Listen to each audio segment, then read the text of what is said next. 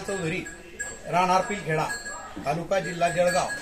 आज हा जो आजचा सण आहे, हा सण शेतकऱ्यांचा सण म्हणून ओळखला जाणारा बैलपोळा, या बैलांनी आपल्या या कृषीप्रधान संस्कृतीला फार मोठं असं योगदान दिलेलं आहे। जोपर्यंत यंत्रसामुग्री नव्हती तोपर्यंत ही शेती या नंदीच्या आणि बैलांच्या जोरावरच होत होती।